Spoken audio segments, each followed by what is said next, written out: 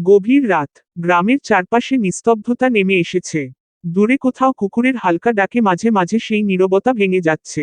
মসজিদের ভেতরে একমাত্র আলোটা জ্বলছে, ইমাম সাহেব এখনো নামাজ শেষে কুরআন তিলাওয়াতে মগ্ন। এই গ্রামের মসজিদের ইমাম ছিলেন খুবই ধার্মিক আর নির্ভীক মানুষ। সবাই তাকে সম্মান করত। কিন্তু কিছুদিন ধরে গ্রামের মানুষ অদ্ভুত কিছু ব্যাপার লক্ষ্য করছিল।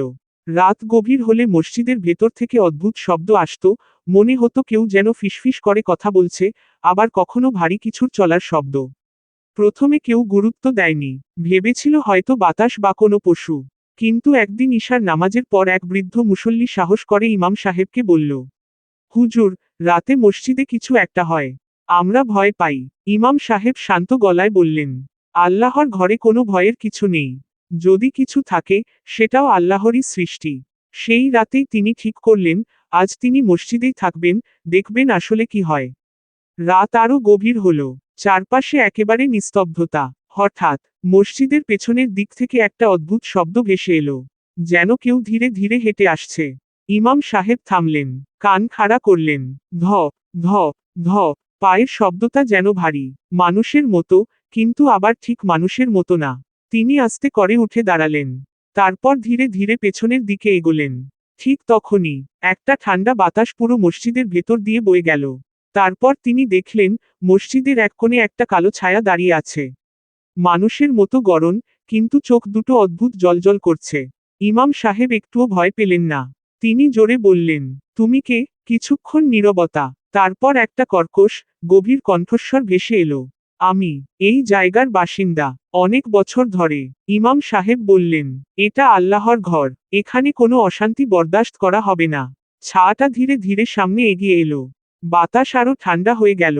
সে বলল, আমরা কাউকে ক্ষতি করতে চাই না, কিন্তু মানুষ আমাদের জায়গা দখল করেছে। ইমাম সাহেব দৃঢ় কণ্ঠে বললেন, এই জায়গা এখন আল্লাহর ইবাদতের জন্য। যদি তুমি শান্তিতে থাকতে চাও, তাহলে আল্লাহর নাম নাও, না হলে এখান থেকে চলে যাও। এরপর তিনি উচ্চস্বরে আয়াতুল কুরসি পড়তে শুরু করলেন।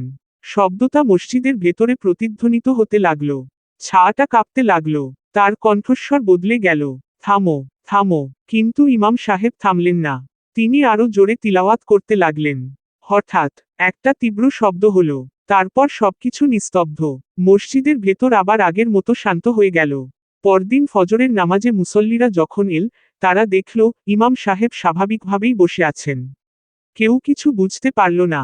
শুধু একজন জিজ্ঞেস করল, হুজুর, কাল রাতে কিছু হয়েছিল? ইমাম সাহেব মৃদু হেসে বললেন, আল্লাহর রহমতে সব ঠিক আছে। এখন থেকে আর কোনো ভয়ের কারণ নেই। সেই রাতের পর থেকে আর কখনো মসজিদে অদ্ভুত কোনো শব্দ শোনা যায়নি।